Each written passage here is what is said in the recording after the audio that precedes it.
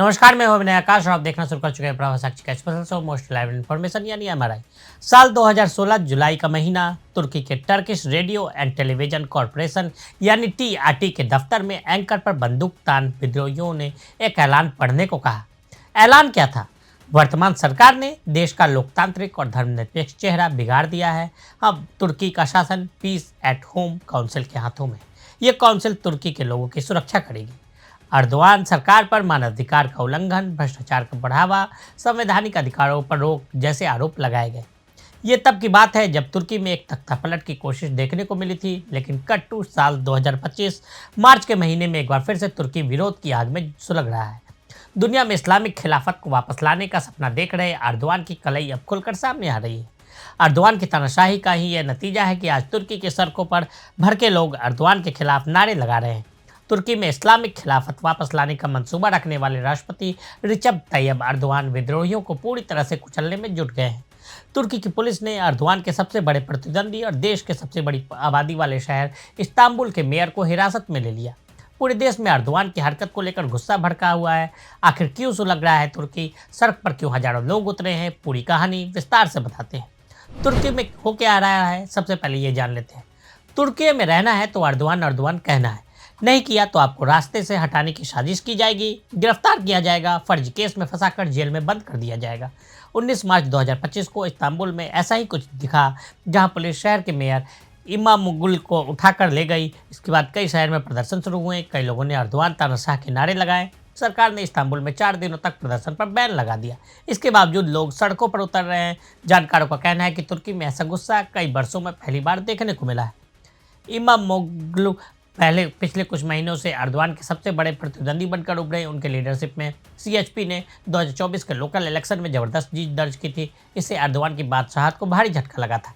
तभी से Imamoglu Erdogan के निशाने पर हैं। हाल के दिनों में उन्हें राष्ट्रपति पद का एक प्रबल दावेदार माना जा रहा था। इसके चलते अर्दोआन की चिंताएं बढ़ गई। इमामोग्लू पर कार्रवाई को बदले की कार्रवाई के तौर पर भी देखा जा रहा है। इमामोग्लू की गिरफ्तारी से तुर्की की राजनीति में हलचल मच गई है। इसे अर्दोआन के खिलाफ बढ़ती चुनौतियों को दबाने की कोशिश के रूप में देखा जा रहा है। क्या हो सकता है आगे?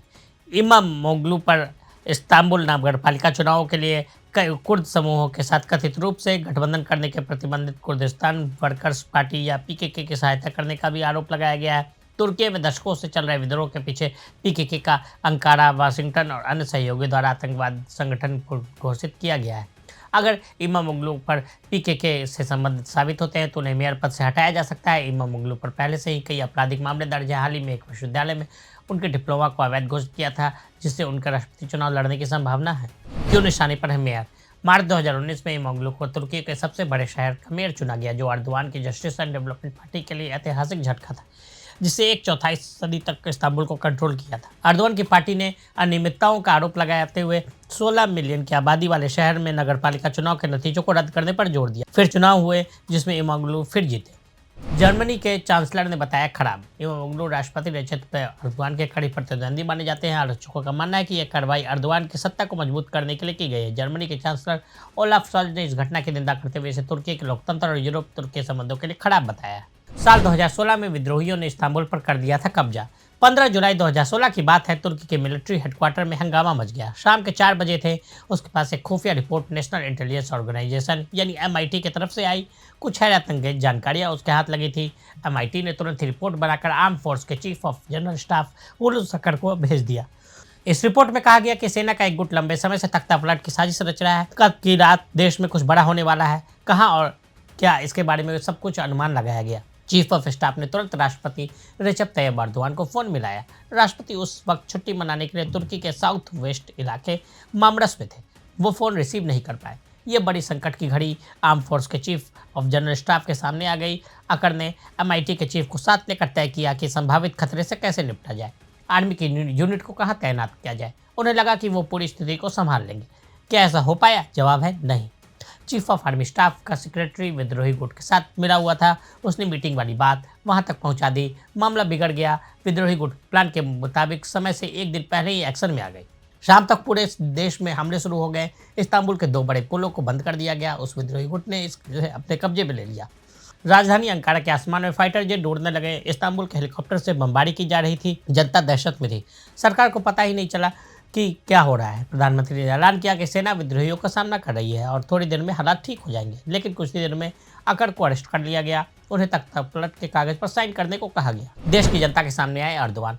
विद्रोहियों के गुट ने फाइटर जेट को मामरस की तरफ रवाना कर दिया। उनका हुक्म था कि एर्दोगान जहां दिखे उसने जान से मार दिया जाए। मामरस में एर्दोगान के रिसोर्ट पर बेतहाशा बमबारी हुई, लेकिन हमले से कुछ मिनट पहले एर्दोगान निकल चुके थे। उन्हें पूरी घटना की जानकारी मिल चुकी थी। रात के करीब 9:30 बजे एर्दोगान CNN तुर्क पर नजर आए। उन्होंने मोबाइल के जरिए देश की जनता को संबोधित करते हुए देश की जनता की ताकत से बड़ी कोई शक्ति नहीं है, ऐसा कहा। एर्दोगान ने लोगों से बाहर निकलने और विद्रोहियों का सामना करने की अपील की। उन्होंने ये भी कहा कि साजिश करने वालों को उसकी भारी कीमत चुकानी पड़ेगी। जैसे ही एर्दोगान सामने आए, पूरा पासा पलट गया। लोग अपने घर से बाहर निकलने लगे। उनके पास जो कुछ भी था उन्होंने उसी के सहारे भिड़ने की कसम खाई। चाकू, बर्तन, डंडे लिए जनता ने विद्रोही गुट पर धावा बोल दिया। इसके बाद राष्ट्रपति को वफादार सेना, पुलिस और आम जनता ने मिलकर विद्रोहियों से लोहा लिया। अगली सुबह तक पूरा हंगामा शांत हो चुका था। सरकार कायम थी। राष्ट्रपति एर्दोगान अपनी कुर्सी पर कायम थे। विद्रोहियों का प्लान फेल हो चुका था। तो आज हमने आपको तुर्की में हो रहे विद्रोह की कहानी बताई। आज के लिए दी इजाजत। ऐसी रिपोर्ट्स को देखने के लिए देखते रहे प्रवाह साक्षी। अगर आप भी लेना चाहते हैं देश दुनिया की तमाम जानकारी तो आज ही सब्सक्राइब करें हमारे चैनल को। साथ ही नीचे दिए बेल आइकन को जरूर दबाएं ताकि हर अपडेट आप तक पहुंच सके।